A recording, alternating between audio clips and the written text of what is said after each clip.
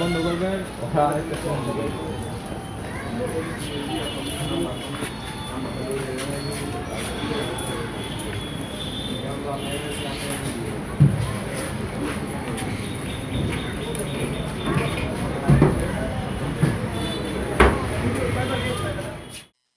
গত ২ তারিখে সাভার থানায় একটা 999 একটা কল আসে যে মেহেদী হাসান নামক এক ব্যক্তি, তার বাড়ি হলো বাগেরহাটে।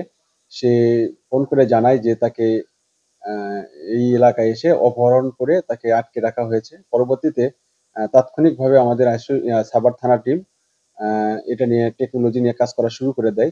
কাজ করার এক পর্যায়ে গতকাল বিকেলের দিকে ওই মেহেদী হাসান, যে পরিকল্পনার একজন পরিদর্শক, বাগেরহাট বাড়ি, তাকে উদ্ধার করা হয়। উদ্ধার করার পরে জানা যায় যে মোহনা নামে একটা মেয়ে আছে, সে এবং আরো কয়েকজন তার সাথে আছে, কয়েকজন পুরুষ।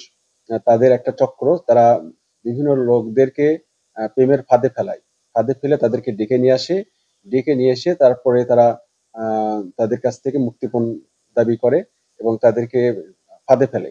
তো এর প্রেক্ষিতেই এই মেহেদীকেও তারা ফাঁদে ফেলেছিল।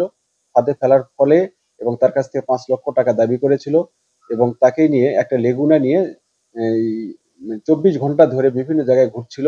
পরবর্তীতে এই যে সাভারের যে মিনি চিড়িয়াখানা আছে সেখান থেকে এই ৪ জনকে আমরা গ্রেপ্তার করতে সক্ষম হই, সাভার থানা পুলিশ।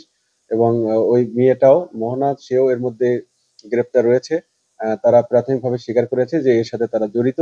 তাদেরকে বিজ্ঞ আদালতে সোপর্দ করা হয়েছে এবং তাদের বিরুদ্ধে এই যে হানি ট্র্যাপের যে প্রতারণা চক্রের মধ্যে আছে তাদের বিরুদ্ধে কঠোর আইনগত ব্যবস্থা নেওয়া হবে।